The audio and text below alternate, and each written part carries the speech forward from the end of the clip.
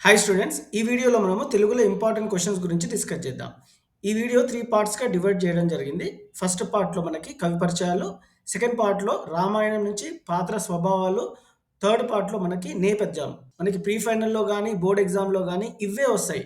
12 marks easy to score. So don't skip the video, watch till the end. So మొదటిగా కవి పరిచయాల గురించి discuss చేద్దాం. మాతృభావన కవి పరిచయం గురించి డిస్కస్ చేద్దాం. గడియారం వెంకటశేష శాస్త్రి.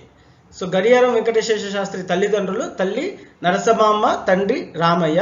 ఈయన కడప జిల్లా జమ్మలమడుగు తాలూకా నెమల్ల దిన్నె గ్రామంలో జన్మించారు. 1894లో జన్మించారు. ఈయన రచనలు శ్రీ శివభారతం, వీరికి చాలా పేరు తెచ్చిన కావ్యం. మురారి, పుష్పబాణ విలాసము, వాస్తుజంత్రి, మల్లికామారుతము, శ్రీనాథ కవితా సామ్రాజ్యము, రఘునాథీయము అనే కావ్యాలు రచించారు. ఈయన బిరుదులు కవితావతంస, కవిసింహ, అవధాన పంచానన అనేవి వారి బిరుదులు. రెండవ కవి ఎర్రప్రగడ. ఎర్రప్రగడ 14వ శతాబ్దంలో ప్రథమార్ధంలో అంటే క్రీస్తు శతకం 1300 నుంచి 1360 సంవత్సరంలో ఎర్రన జీవించాడు. తల్లి తండ్రి పోతమాంబిక సూర్యనారాయణులకు పుత్రుడు. ఎర్రన రచనలు అరణ్య పర్వశేషం, నృసింహ పురాణం, రామాయణం, హరివంశం మొదలగు గ్రంథాలను రచించాడు. వీటిలో రామాయణం ప్రస్తుతం లభించడం లేదు. ఈయన బిరుదులు ప్రబంధ వర్ణనలకు మొదటివాడు కనుక ప్రబంధ పరమేశ్వరుడు అని బిరుదు కలదు. శివభక్తుడొకటి చేత శంభుదాసుడు అని బిరుదు పొందాడు. ఈయన గురువు ఎర్రన గురువు గారి పేరు శంకర స్వామి. సో నెక్స్ట్ కవి పరిచయం ఎవరి గురించి అంటే విద్వాన్ విశ్వం. ఈయన అసలు పేరు మీసరగండ విశ్వరూపాచారి. వీరిది అనంతపురం జిల్లాలోని తరిమేల గ్రామం. విద్వాన్ విశ్వం 1915 సంవత్సరంలో జన్మించాడు. తల్లిదండ్రులు లక్ష్మమ్మ, రామయ్య. రచనలు ప్రేమించాను అనే నవల, ఒకనాడు, పెన్నేటి పాట అనే కావ్యాలు విద్వాన్ విశ్వం కలం నుండి జాలువారిన రచనలు. పత్రికలు సంస్కృతాంధ్రాంగ్ల భాషా పండితులు విద్వాన్ విశ్వం. మీజాన్, ప్రజాశక్తి, ఆంధ్రప్రభ, ఆంధ్రజ్యోతి పత్రికల్లో వివిధ హోదాల్లో పనిచేశారు. సంస్కృత భాషల్లోని అనేక గ్రంథాలు తెలుగులోకి అనువదించారు. బిరుదులు విద్వాన్ విశ్వం సాహిత్య సేవకు కళాప్రపూర్ణ బిరుదు, డిలిట్ పట్టాలను అందుకున్నాడు. శ్రీనాథుని గురించి మీకు తెలిసిన విషయాలు రాయండి. భిక్షపాఠం శ్రీనాథుని మహాకవి రచించాడు. ఈ పాఠం ఆయన రచించిన కాశీఖండం సప్తమాశ్వాసంలోనిది. శ్రీనాథుడు 1470 మధ్య జీవించాడు, అనగా 15వ శతాబ్ద కవి. రాజమహేంద్రవరంలో రెడ్డి రాజుల కొలువులో ఆస్థాన కవి. మారయ్య, భీమరాంబలు శ్రీనాథుని తల్లిదండ్రులు. కవి సౌరభమ బిరుదాంకితుడు శ్రీనాథుడు. సముద్రలంఘనం పాఠ్యభాగ కవిని గురించి రాయండి. సముద్రలంఘనం పాఠ్యభాగ కవి గురించి రాయండి. సముద్రలంఘనం పాఠ్యభాగ కవి అయ్యలరాజు రామభద్రుడు. ఇతను శ్రీకృష్ణదేవరాయల ఆస్థానంలోని అష్టదిగ్గజ కవులలో ఒకడు. ఈయన కాలం 16వ శతాబ్దం. రచనలు రామాభ్యుదయం, సకల కథాసార సంగ్రహం. ఈయన బిరుదులు చతుర సాహిత్య లక్షణ చక్రవర్తి, ప్రతివాది, మదగజ, పంచానన. విశేషాంశాలు ప్రతి పద్యంలో కల్పనా చాతుర్యం కనిపిస్తుంది. ఈ క్వశ్చన్స్ డెఫినెట్గా మీకు pre final and upcoming board ఎగ్జామ్లో హెల్ప్ఫుల్ అవుతాయి స్టూడెంట్స్. Prepare well. శతకమధిరంలో నుంచి ఒక కవి గురించి అడిగే అవకాశాలు ఉన్నాయి స్టూడెంట్స్.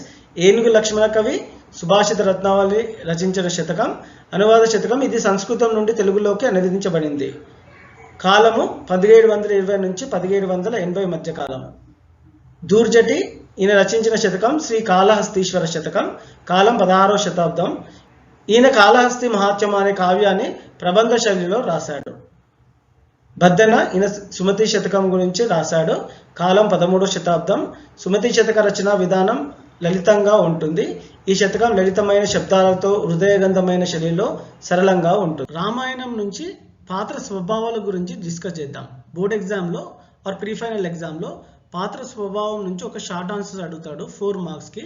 Definite question. ఈ వీడియో చూస్తే మీకు 4 మార్క్స్ వచ్చినట్టే. ముందుగా హనుమంతుడు పాత్ర స్వభావం గురించి రాయండి. అంజనకు వాయుదేవుని అనుగ్రహం వల్ల జన్మించాడు హనుమంతుడు. సుగ్రీవుని మంత్రి.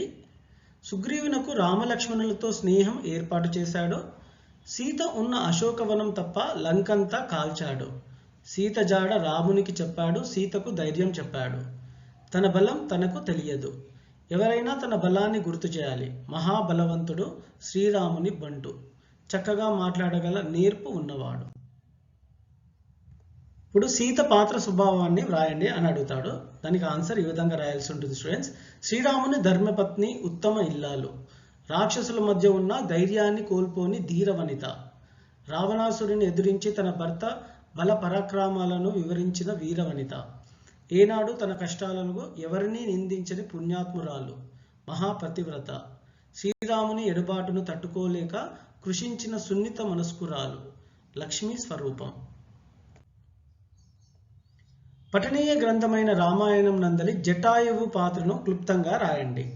జటాయువు ఒక పెద్ద గ్రద్ద, సంపాతికి తమ్ముడు, దశరథునికి మిత్రుడు. శ్రీరాముడు ఇతనికి సీత సంరక్షణ బాధ్యతను అప్పగించాడు. రావణాసురుడు సీతను అపహరించి తీసుకొని వెడుతుంటే నిరోధించాడు, గాయాల పాలయ్యాడు. శ్రీరామునికి విషయాన్ని వివరించాడు, శ్రీరాముని చేతిలో కన్ను మూశాడు. వాల్మీకి రామాయణాన్ని రచించాడు. మునిశ్రేష్ఠుడు, జిజ్ఞాస కలవాడు, ప్రకృతి అందాలకు పరవశించేవాడు. క్రౌంచ పక్షుల హృదయ విదారక దృశ్యాన్ని చూసి ఆ ప్రయత్నంగా కవిత్వాన్ని రాయగల కవి. పెద్దల పట్ల ప్రవర్తించవలసిన తీరు కలిగిన శ్రేష్ఠుడు. దశరథ మహారాజు కోసల ప్రదేశానికి రాజు. సంతానం కోసం పరితపించాడు.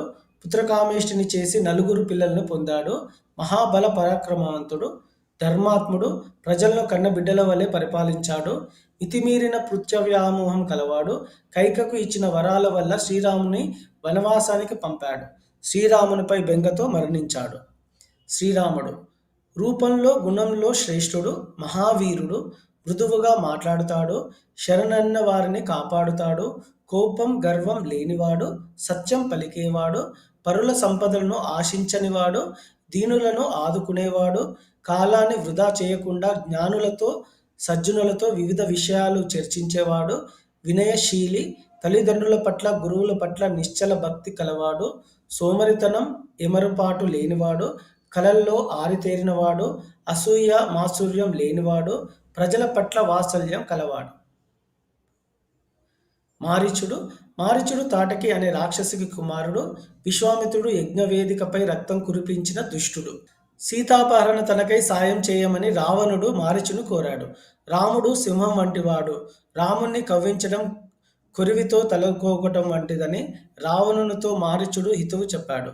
రావణుడు తన మాట వినకపోతే చంపుతానని మారీచును బెదిరించాడు. రావణుని చేతిలో చావడం కంటే రాముని చేతిలో చస్తే తన జన్మ తరిస్తుందని మారీచుడు భావించాడు. బంగారు లేడిగా మారి సీతాపహరణకు రావణునికి సాయం చేశాడు. శ్రీరాముని బాణం దెబ్బకు మారీచుడు మరణించాడు. వేటకు వచ్చే రాజులను మాయలేడి రూపంలో మారీచుడు చంపేవాడు. మందర కైకేయి అత్తవారింటికి వచ్చినప్పుడు వెంట వచ్చిన అరణవపు దాసి మందర. రాముని పట్టాభిషేక వార్త తెలిసి మందర కైకకు చెప్పింది. ఆ వార్త విని కైక సంతోషిస్తూ ఉంటే ఆమె మనస్సును మార్చింది. రాముడు రాజైతే కౌసల్య రాజమాత అవుతుందని, అప్పుడు కైక కూడా దాసిలాగా ఉండాల్సి వస్తుందని చెప్పింది. రాముడి సంతానానికి తరువాత కాలంలో రాజాధికారం వస్తుందని, భరతుని సంతానానికి రాదని తెలియజేస్తుంది. కాబట్టి భరతునికి రాజ్యాధికారం దక్కేటట్లు, రాముడు అడవులు పాలయ్యేటట్లు చూడమని దుర్భేద చేసింది. దశరథుడు ఇదివరలో ఇచ్చిన 2 వరాలకు ఇప్పుడు ఉపయోగించుకోమని సూచించింది. లక్ష్మణుడు దశరథ మహారాజుకు సుమిత్రయందు జన్మించినవాడు. అన్నా వదినల సేవలో తరించినవాడు. 14 సంవత్సరాలు నిద్రాహారాలు మాని సీతారాములను సేవించాడు. అన్నా వదినలను నీడలా ఉన్నాడు. సీతారాములతోనే తన తల్లిదండ్రులను దర్శించుకున్నాడు. ముక్కోపి రావరావణ సంగ్రామంలో శ్రీరామ విజయానికి ప్రధాన కారకుడు, ధర్మస్వరూపుడు. శబరి తపస్సిద్ధురాలు, జ్ఞానవయో వృద్ధురాలు.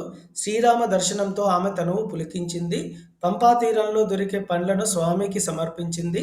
తన జన్మ ధన్యమైనట్లు భావించింది. శ్రీరాముడి అనుమతి పొంది తన దేహాన్ని అగ్నికి ఆహుతి చేసి అగ్నికాంతితో ఊర్ధ్వలోకానికి వెళ్ళింది. 4 మార్క్స్లో మనకి ఒక క్వశ్చన్ పాఠ్యభాగ నేపథ్యం గురించి అడుగుతాడు. సో ఈ వీడియోలో అన్ని నేపథ్యాల గురించి 6 లెసన్స్ నేపథ్యాల గురించి డిస్కస్ చేద్దాం. మొదటిగా చిత్రగీత పాఠ్యభాగ నేపథ్యం రాయండి. అంటే ఫస్ట్, మన దేశంలో వృక్ష సంపద, పక్షి సంపద అపారం. అయితే వీటిని గురించి తెలియజేసే మంచి పుస్తకాలు అరుదుగా ఉన్నాయి. పూర్వకాలంలో సమాచారాన్ని చేరవేయడానికి పావురాలను ఉపయోగించేవారు. పావురాల పుట్టుకకు, వాటి జీవన వివరాలకు సంబంధించిన కథనాలతో కూడిన పుస్తకం చిత్రగ్రీవం. కలకత్తాలో ఓ పెంపుడు పావురం, దాన్ని పెంచే ఓ బాలుడు వాళ్ళ కథను మనసు అత్తుకుపోయేలా చెప్పిన పుస్తకం చిత్రగ్రీవం. చిత్రగ్రీవం పిల్లల కోసం రాసిన పుస్తకమే అయినా దీనికి ప్రకృతి పరిశీలన కూడా అలరించే శక్తి ఉంది. పావురాల జీవనానికి సంబంధించిన అతి సూక్ష్మ వివరాలు తెలియజేయటమే ఈ పాఠం నేపథ్యం. గోరంత దీపాలు పాఠ్యభాగ నేపథ్యం రాయండి. సమాజంలో ఎంతోమంది అనాథ బాలలు మనం చూస్తూ ఉంటాం. ఇటువంటి పిల్లలకు కనీస అవసరాలమైన తిండి, బట్ట, చదువు మొదలైన వాటిని నోచుకోకుండా ఉంటారు. అనాథ బాలులను చేరదీసి వారి ఆకలి తీర్చి విద్యాబుద్ధులు చెప్పిస్తే వీరు కూడా మట్టిలో మాణిక్యాల్లాగా వెలుగొందుతారు. సమాజానికి సేవ చేసే గొప్ప మనసున్న వ్యక్తులు తమ ఆస్తిపాస్తులతో సంబంధం లేకుండా అనాథులను చేరదీసి చదివించేవారు ఎంతోమంది ఉన్నారు. ఒక వ్యక్తి చేసిన పనే ఈ కథ. జానపదుని జాబు పాఠ్యభాగ నేపథ్యాన్ని వివరించండి. చదువుకొని బీదతనం వలన చదువు కొనసాగించలేక స్వగ్రామం పోయి పల్లెటూరు పనుల్లో మునిగిపోయిన జానపదుడు శ్రీమంతుడైన తన మిత్రునికి తన అవస్థలను, గ్రామాల్లోని పరిస్థితులను లేఖ రూపంలో తెలుపుటయే జానపదుని జాబు పాఠ్యభాగ నేపథ్యం. కథానిక ప్రక్రియ గురించి రాయండి. కథానిక అంటే చిన్న కథ. క్లుప్తత, సరళత, పాత్రలకు తగిన సంభాషణలు, ఆకట్టుకునే కథనం కథానిక ప్రత్యేకత. కథానిక అంటే మళ్ళీ మళ్ళీ చదివించే వచన ఖండకావ్యం అని బుచ్చిబాబు అన్నారు. మానవతా విలువలు, మానవుని విజయాలు, వైఫల్యాలు, మానవ సంబంధాలలోని విలక్షణతలు, వాస్తవిక జీవితంలో సంఘటనలు, సంఘర్షణలు ఆధునిక కథానికల్లో భాగాలు. లేఖ రచనా ప్రక్రియ రాయండి. లేఖ ప్రక్రియ సమాచారాన్ని చేరవేసే సాధనాన్ని చెందినది. కొన్ని సందర్భాలలో ప్రత్యేక సాహితీ లక్షణాలను, విలువలను కలిగి ఉంటుంది. లేఖలు ఆయా కాలాలకు సంబంధించేవే అయినా కొన్నిసార్లు అందులోని విషయాలు అన్ని కాలాలకు వర్తిస్తాయి. లేఖలు వ్యక్తిగత లేఖలు, అధికారిక లేఖలు, వ్యాపారాత్మక లేఖలు అని ప్రధానంగా 3 విధాలుగా ఉంటాయి.